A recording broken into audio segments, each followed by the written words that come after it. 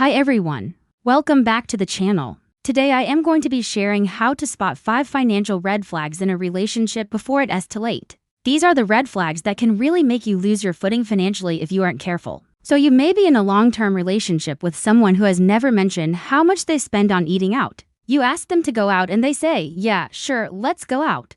But then they never suggest a place. Does your partner get very uncomfortable whenever money comes up in conversations? My husband and I, we love talking about personal finance. Have you ever asked your partner for help with paying a bill? And they respond by saying something like, well, why don't you have a job? I read all the comments, so feel free to leave your thoughts. And if you haven't already subscribed, please consider subscribing. I post new videos every single week on various topics related to finance and self-improvement. So I hope to see you in another video soon. Or I worked harder than you to earn this money, so I should be able to spend it however I want. Or maybe they respond by name-calling or insulting you. When you ask for help with money, you might think that you're being needy or clingy, but the truth is you have every right to ask for support from your partner. If you're not living together, if you're not married, and if you're not supporting each other in any way, then you shouldn't be expected to support them either. Of course, I'm not saying that you should ask them to support you indefinitely. At some point, you should be able to support yourself. But if they react negatively to you simply asking for help while you get on your feet,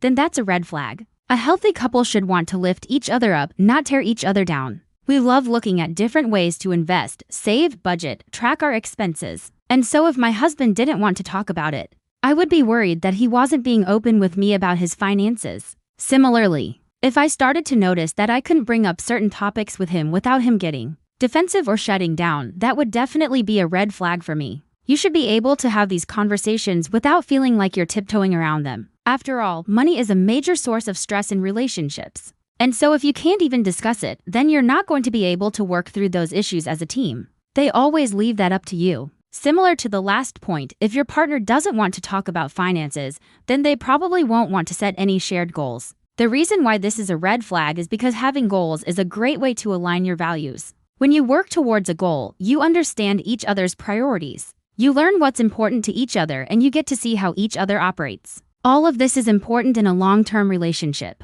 You need to know if you guys are working towards the same things. Otherwise, you'll grow apart. You'll have different visions for your lives and then you'll start to resent each other. Maybe they won't want to set goals around saving for a house or even having children. Perhaps they just want to focus on their career and travel and they don't see the need to put down roots. That's fine. As long as you discuss it openly, you know where you stand and you understand their reasoning. Then you can decide if that aligns with your own goals. But if they won't even engage in these conversations, then that's a huge red flag. And if you suggest something that is maybe a little bit more expensive, then what they usually like to do, they tend to sort of push back and say, oh, no, we can't do that.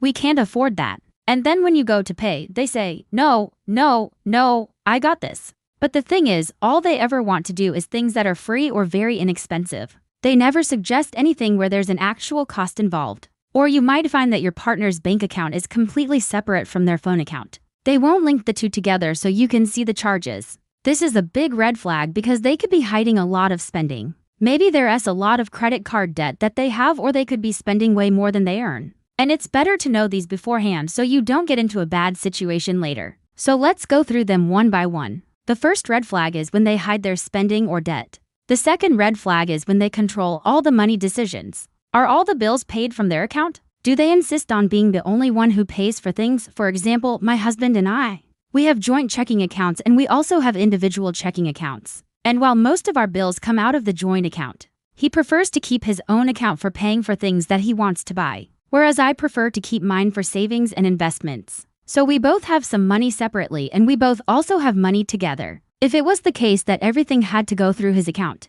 I would start to worry that he might not be as invested in saving for our future together. He might be more interested in keeping me dependent on him financially, and if he was the one who insisted on opening joint accounts, that would also be a red flag. For me, I would need to have some money separate from him just so I could have that independence. The third red flag is when they won't even talk about finances. The fourth red flag is when they avoid shared goals. The fifth red flag is when they make you feel guilty for asking. So now I want to hear from you. What other red flags have you seen? Please share them in the comments below. Now, if you enjoyed this video, please give it a thumbs up.